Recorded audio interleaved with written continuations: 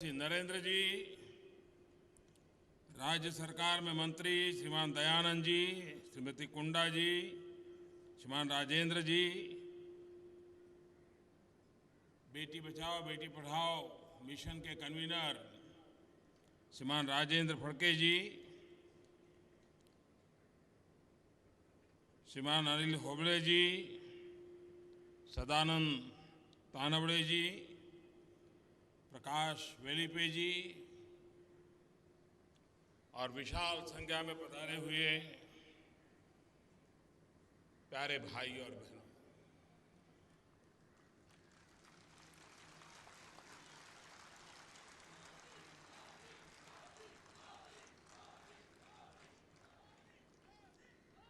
मैं सबसे पहले वर्तमान में गोवा में जो सरकार है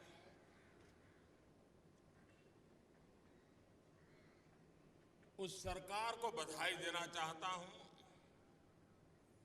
गोवा वासियों को बधाई देना चाहता हूं, क्योंकि ये 5 वर्ष गोवा के विकास के वर्ष रहे हैं। एक ऐसी मजबूत नींव वर्तमान सरकार ने रखी है जिस पर आने वाले दिनों में विकास की भव्य इमारत बनाने का हमारा सपना है।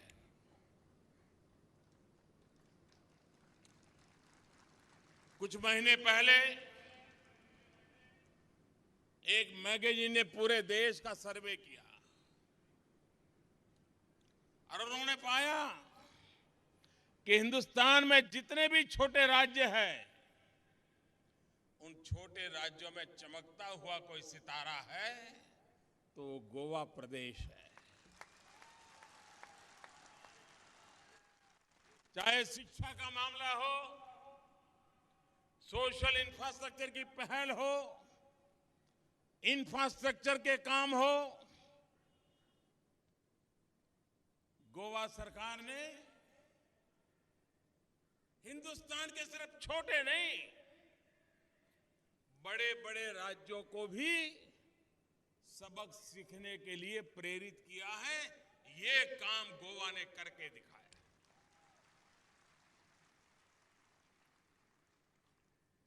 कभी कभी हम क्रिकेट को देखने के लिए स्टेडियम बैठे होते हैं तो उतनी बारीकी का पता नहीं चलता है जितना दूर घर में बैठकर के कोई टीवी पर देखता है। उसको बराबर समझ आती है बॉल कैसे जा रहा है, कहां कैच किया जा रहा है, फील्डर क्या कर रहा है, क्योंकि दूर से कैमरा लगे होते हैं, बराबर दिखाई देता है। मैं दिल्ली में बैठा हूं, मुझे गोवा पूरा पूरा दिखता है और जब प्रगति की बातें देखता हूं इतना संतोष होता है, इतना आनंद होता है। कोई क्षेत्र अछूता नहीं रहने दिया गया है। सर्वांगीण विकास किसको कहते हैं, ये गोवा की वर्तमान सरकार ने उत्तम उदाहरण प्रस्तुत किया है। भाइयों बहनों, बहुत वर्षों से गोवा को एक बीमारी लगी हुई है। ये चुनाव उस बीमारी से गोवा को मुक्त करने का चुनाव है।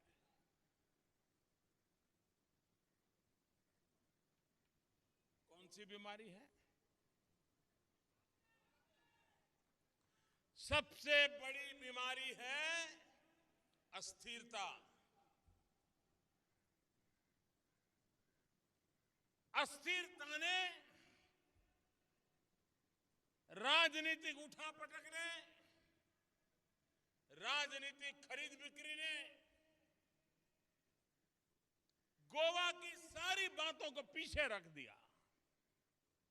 आप कल्पना कर सकते हैं, जरा याद करें पुराने लोग 90 से 2000 का कालखंड, 10 साल में गोवा ने 1 डजन से ज्यादा मुख्यमंत्री देखे थे। 10 साल में 1 डजन से ज्यादा मुख्यमंत्री, 10 साल में ज्यादा से ज्यादा 2 हो सकते हैं। जब भी चाहो सरकार इसी बात में व्यस्त थी कि अगला शपथ समारोह कब होगा, और इसने गोवा को बहुत पीछे छोड़ दिया। और कांग्रेस को अस्थिरता बड़ी सूट कर जाती थी, क्योंकि अस्थिरता के नाम पर वो लोगों को कहते थे, इधर अस्थिरता के नाम पर खरीद बिक्री चलती थी और जनता को समझाते थे कि नहीं क्या करे भाई, अब मिश्र सरकार है, वो साथी दल वाले मानते नहीं है, इसलिए कुछ काम होते नहीं है, बच जाते थे। बड़ी मुश्किल से 5 साल पहले आपने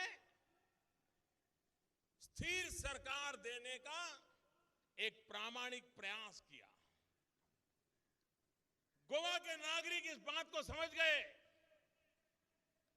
लेकिन फिर भी कुछ कमी रह गई थी, और इसलिए आपने देखा अपने स्वार्थ के खातिर आखिर में भागी गए। भाइयों बहनों, गोवा इस बात की अब गलती न करे, पूर्ण बहुमत दे, कंफर्टेबल मेजॉरिटी दे।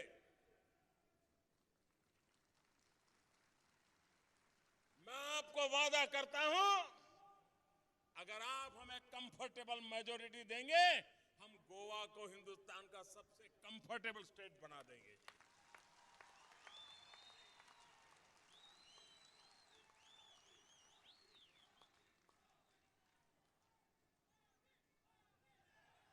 आज पूरे देश में केंद्र में जो सरकार है वो टूरिज्म पर बल दे रही है, और लोगों को लगता था टूरिज्म खत्म हो जाएगा, नोटबंदी के कारण तो बिल्कुल ही बंद हो जाएगा। उनकी बोलती बंद हो गई।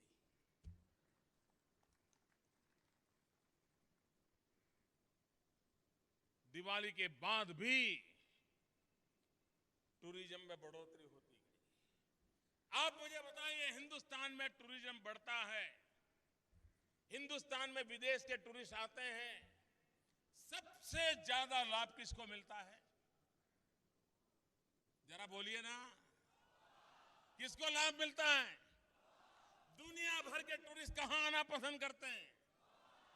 ये इसलिए संभव है क्योंकि गोवा की हमारी सरकार ने टूरिज्म को केंद्र में रखते हुए इंफ्रास्ट्रक्चर का निर्माण किया है, और दिल्ली की भारत सरकार ने वीजा नियमों में ऐसा बदलाव किया है कि बहुत आसानी से टूरिस्टों को आने की सुविधा हो गई है। अनेक देशों को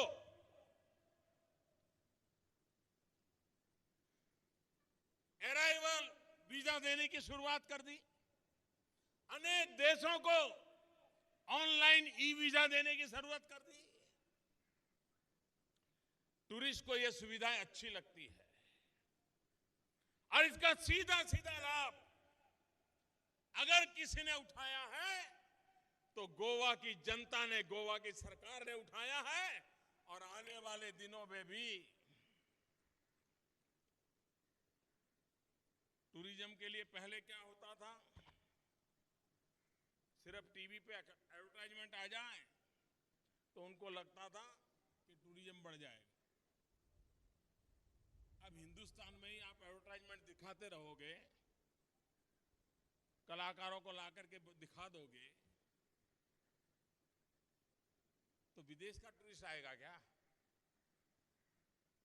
ये पुरानी सरकार को इस बात की समझ नहीं थी।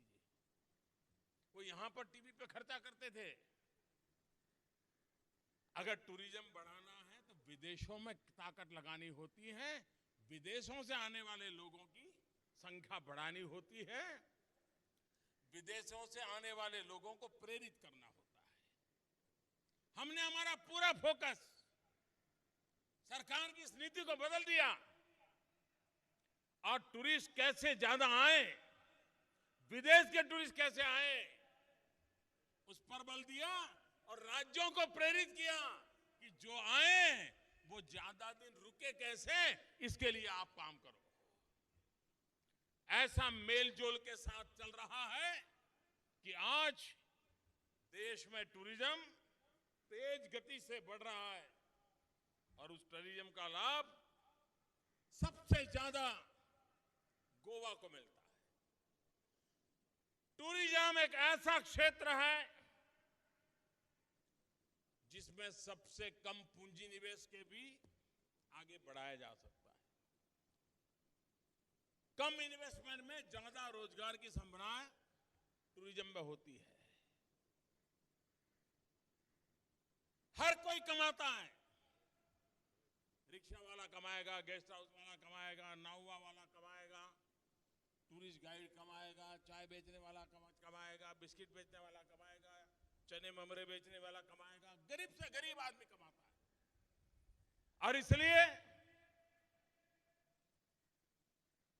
गोवा के आर्थिक उन्नति के लिए सबसे ज्यादा लोगों को रोजगार देने के लिए हम टूरिज्म को बढ़ावा देने की दिशा में राज्य सरकार के साथ कंधे से कंधा मिलाकर के हम प्रयास कर रहे हैं। व्यवस्था के लिए ब्रिज बनना बहुत स्वाभाविक बात है, लेकिन क्या कारण है कि 10 साल दिल्ली में ऐसी सरकार बैठी थी कि जिसको गोवा में एक भी ब्रिज बनाने में रुचि नहीं थी, रोड़े अटकाने में लगे हुए थे। अगर गोवा में उपयुक्त इंफ्रास्ट्रक्चर नहीं होगा, छोटे सा राज्य सिकुड़ करके रह जाएगा, विकास की संभावनाएं धीरे धीरे कम हो जाएगी। लोगों को यहां से हट करके कहीं कर्नाटक, कहीं महाराष्ट्र जाने के लिए मजबूर होना पड़ेगा। अगर ये रिवर्स ट्रेंड चालू हो गया तो गोवा के भाग्य का क्या होगा। इन बातों को ध्यान में रखते हुए हमने ब्रिज को भी प्राथमिकता दी और हमने ये भी तय किया कि और शहर में जो ब्रिज बनते हैं और राज्य में जो ब्रिज बनते हैं वे, और गोवा में जो ब्रिज बने वो, उसमें आसमान जमीन का अंतर होना चाहिए। यहां हर चीज ऐसी बननी चाहिए जो टूरिस्ट के लिए आइकॉनिक हो। यहां सिंपल चीजें नहीं चल सकती, क्योंकि हमें टूरिज्म को बढ़ावा देना है। और इसलिए जुवारी पुल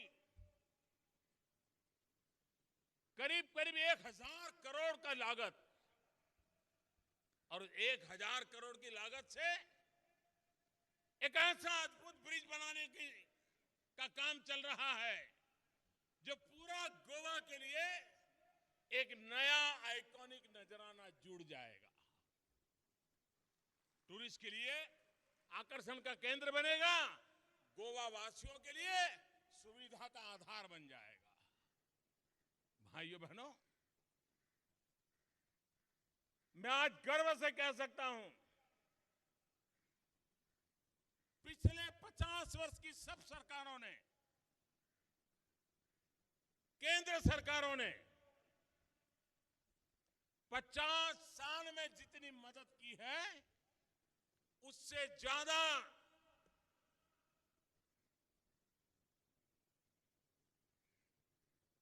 25 महीने में हमारी सरकार ने गोवा को मदद की है।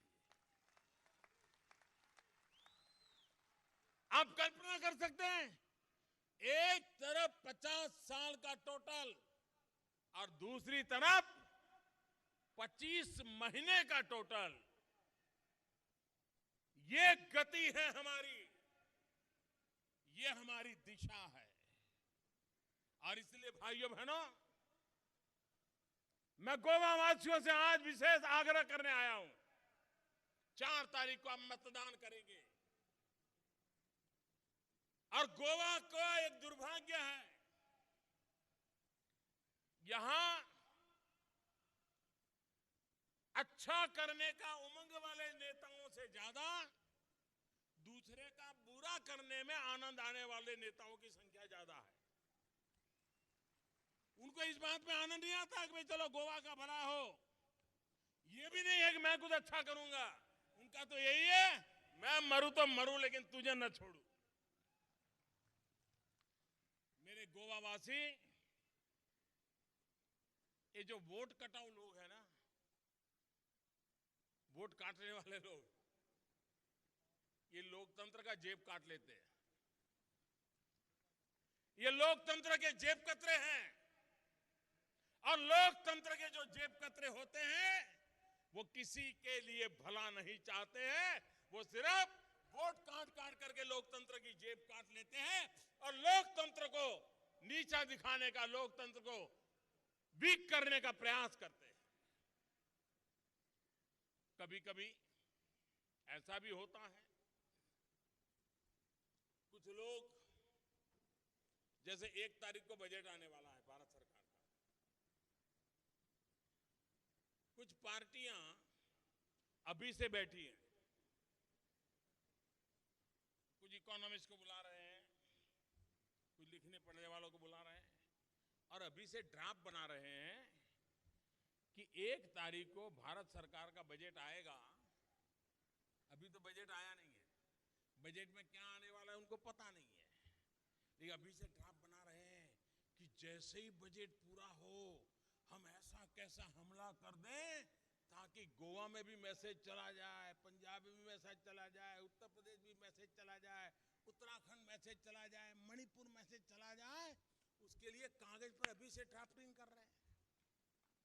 बजट आने के बाद कोई प्रतिक्रिया दे तो हम समझते हैं, विपक्ष आलोचना करे ये भी समझते हैं, लेकिन अभी से वो मेहनत, वित्त मंत्री बजट के लिए जितनी मेहनत कर रहे हैं उससे ज्यादा इस सरकार को बुरा भला कहने का मौका ढूंढने वाले लोग अभी से इतनी मेहनत कर रहे हैं कि बजट के खिलाफ क्या बोलना। ये लोकतंत्र के लिए अच्छी सोच नहीं है। कुछ लोग, पराजय सामने दिखता है तो पराजय अपने सर पर ना आए इसलिए पहले से माहौल बना देते हैं। जब उनको पता चल जाता है, आपने देखा होगा कुछ बच्चे एग्जाम में अगर ठीक नहीं कर रहे हैं तो कहते हैं कि टीचर ने पढ़ाया नहीं था। माँ बाप भी कहेंगे नहीं नहीं ये स्कूल बेकार है, हमारा बच्चा, फिर कहेंगे नहीं नहीं वो एग्जामिनर जो था ना उसने ठीक देखा नहीं इसलिए बच्चे के मार्क्स कम आए। कभी ये नहीं देखते कि उनके बच्चे ने पढ़ाई की थी कि या नहीं की थी, लेकिन कारण ढूंढते हैं। यहां भी मैं देख रहा हूं, इस चुनाव में मैंने एक पार्टी का बयान पढ़ा, वो कह रहे थे हमें आश्चर्य है पंजाब और गोवा का चुनाव साथ साथ क्यों आया, दोनों 1 तारीख क्यों, एक ही 4 तारीख को कैसे आ गया और दोनों बिल्कुल शुरू में कैसे आ गए। ये तो पीएमओ ने इलेक्शन कमीशन पर दबाव डाला है इसलिए आ गया है। मतलब पराजय की तैयारियां चल रही है, बहाने ढूंढे जा रहे हैं। हार जाएंगे तो क्या कहेंगे, इलेक्शन कमीशन ने डेट ऐसी दे दी इसलिए हार गए। क्या चुनाव में, लोकतंत्र में लड़ाई ऐसे मुद्दों पे करोगे कि इलेक्शन के कमीशन ने डेट कौन सी दे दी? अगर एम्पायर पर ही भरोसा नहीं करते हो तो खेल के मैदान में आते क्यों हो?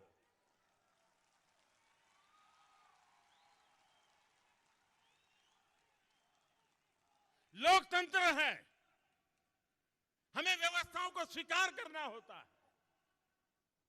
व्यवस्थाओं के प्रति आस्था बढ़ानी होती है।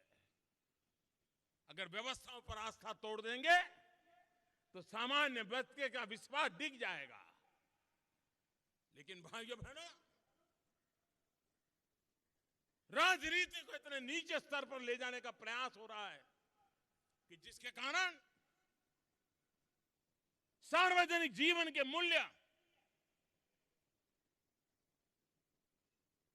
उसको गिराने के लिए कुछ लोगों को गौरव महसूस हो रहा है। भाइयों बहनों, आप मुझे बताइए, हिंदुस्तान की जनता समझदार है कि नहीं है? मुझे बताइए, समझदार है कि नहीं है? समझदार है कि नहीं है? सबके सब चुनाव में देश के हर कोने में कांग्रेस की विदाई क्यों हो रही है भाई? पिटाई क्यों हो रही है? समझदार है कि नहीं लोग? जो समझ हिंदुस्तान के हर नागरिक को है, उससे ज्यादा समझ गोवा के नागरिकों को है।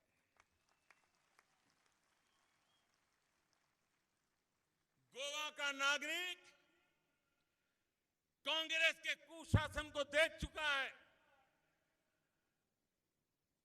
भ्रष्टाचार की पाप लीला को भुगत चुका है, खरीद बिक्री के खेल देखे हैं। अब कभी भी हम गोवा को ऐसी मुसीबतों में फंसने नहीं देंगे। ये इस चुनाव के अंदर आप लोगों को निर्णय करना है। भाइयों बहनों, राजनीतिक विचार हो सकते हैं, राजनीतिक मतभेद हो सकते हैं, निर्णयों की आलोचना हो सकती है, लोकतंत्र में वो स्वाभाविक भी है। लेकिन भाइयों बहनों, पीड़ा तब होती है जब राजनीतिक नेता, राजनीतिक दल विकास के मुद्दे पर चर्चा करने से भागते हो। देश में चुनाव विकास के मुद्दे पर लड़े जाने चाहिए। देश में सरकारों की कसौटी विकास के तराजू से तोलनी चाहिए। हिंदुस्तान के सामान्य मानवी के जीवन में बदलाव तभी आने वाला है। भाइयों बहनों, आज दुनिया देख रही है कि हिंदुस्तान में वर्षों के बाद एक ऐसी सरकार आई है जिसमें हिम्मत है, हिम्मत से फैसले भी लेते हैं।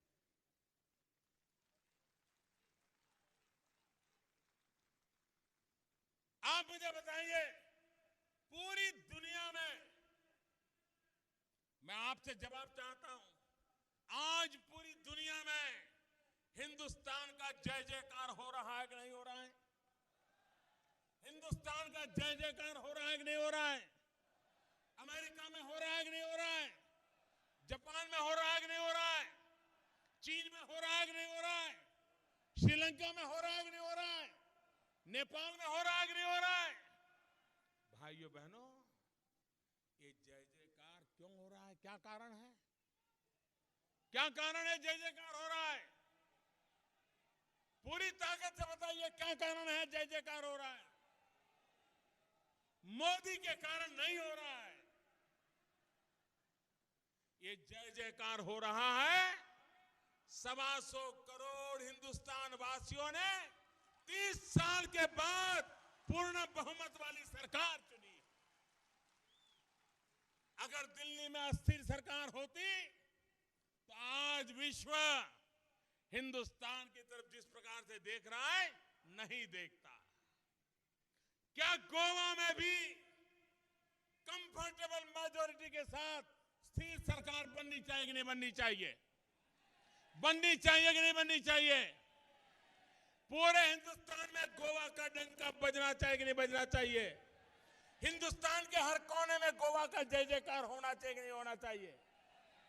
और इसलिए भाइयों बहनों, मैं आज आपसे आग्रह करने आया हूं, पूर्ण बहुमत के साथ साथ मैं कंफर्टेबल मेजोरिटी कहता हूं। आने वाले 5 साल में जो काम 50 साल में नहीं हो पाए वो मुझे करके दिखाना है गोवा में, क्योंकि दुनिया भर से मैं टूरिस्टों को लाना चाहता हूं। विश्व भर में जो वातावरण बना है वो मैं गोवा की झोली भरने के लिए लगाना चाहता हूं, और इसलिए मैं आपसे आग्रह करता हूं। भाइयों बहनों, समय की मेरी सीमा है। सूर्यास्त से पहले हेलीकॉप्टर को उड़ाना पड़ता है, और ये फिर फौज का हेलीकॉप्टर है तो उनके नियमों का मुझे पालन करना पड़ता है। रक्षा मंत्री यहां बैठे हैं, मैं नियम तोड़ नहीं सकता हूं। लेकिन भाइयों बहनों, मैं गोवा का इस बात के लिए आभारी हूं कि देश को उन्होंने ऐसा मजबूत रक्षा मंत्री दिया है। आज पूरा विश्व सर्जिकल स्ट्राइक की चर्चा कर रहा है। अभी भी लोग स्टडी कर रहे हैं कैसे हुआ। बोले आपके जवान वहां कैसे पहुंच गए। मैंने कहा मैं जब लाहौर गया था,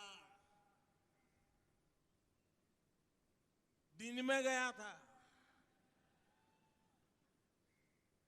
गाजे बाजे के साथ गया था, तो भी दुनिया चौंक गई थी कैसे पहुंच गया।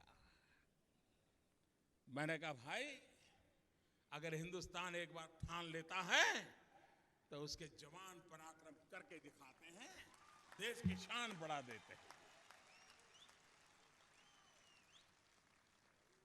इस देश में गरीबी हटाने के भाषण करने की फैशन हो गई है, भ्रष्टाचार हटाने के भाषण करने की फैशन हो गई है। लेकिन अगर भ्रष्टाचार हटाने के लिए कोई कदम उठाया जाए तो उनको पता चलता है ये पहला हमला हमारे पर ही हो गया। आपके पड़ोस में कर्नाटक में कांग्रेस के मंत्री के घर से 150 करोड़ से ज्यादा नई नोटें, काला धन, सोना। क्यों भाई? और आपने देखा होगा कर्नाटक सरकार को कोई परेशानी नहीं है, वो तो होता रहता है। उस मंत्री को अभी तक इस्तीफा भी नहीं लिया गया, उस मंत्री के खिलाफ नोटिस भी नहीं दी गई है। क्या आप ऐसे भ्रष्टाचार को गोवा में लाना चाहते हो? ऐसे पनपाना चाहते हो? भाइयों बहनों, उदाहरण बहुत काफी होते हैं। सारे देश में भ्रष्टाचार के खिलाफ मैंने एक मुहिम छेड़ी है, और छोटा आदमी भ्रष्टाचार में लिप्त नहीं होता है। बड़े बड़े कद्दावर लोग होते हैं, और ये मेरे पर जो जुल्म हो रहा है ना, ये जुल्म इसी बात का हो रहा है कि मेरे से उनको परेशानी हो रही है। 70 साल तक जो जमा किया है वो मोदी निकाल रहा है, इसलिए परेशानी हो रही है। भाइयों बहनों, ये सरकार गरीबों के लिए है। गरीबी से मुक्त हिंदुस्तान बनाने के लिए एक के बाद एक ठोस कदम उठाए जा रहे हैं, ताकि गरीब की जिंदगी में बदलाव आए। और इसलिए भाइयों बहनों, हमारे कदम कठोर होंगे, लेकिन देश की भलाई के लिए होंगे, राजनीतिक स्वार्थ के लिए नहीं होंगे। देश को भ्रष्टाचार से मुक्त कराने के एक ईमानदार प्रयास का हिस्सा होंगे। और इसलिए मैं आज गोवा वासियों से अनुरोध करने आया हूं। 4 तारीख को मतदान है, सर्वाधिक मतदान हो, फिर एक बार गोवा को स्थिर सरकार मिले, कंफर्टेबल मेजॉरिटी के साथ भारतीय जनता पार्टी की सरकार बने, फिर एक बार कमल पूरी ताकत से खिले, और जैसे कमल खिले वैसे मेरा गोवा भी खिले। भाइयों बहनों, इसी एक अपेक्षा के साथ मैं फिर एक बार यहां के सभी नेताओं को बधाई देता हूं, उनके पुरुषार्थ को बधाई देता हूं। गोवा को आगे बढ़ाने के लिए उन्होंने जो कोशिश की है उसको बधाई देते हुए मेरी बात को पूर्ण करता हूं। मेरे साथ पूरी ताकत से दोनों हाथ ऊपर करके बोलिए, भारत माता की, भारत माता की, भारत माता की। धन्यवाद।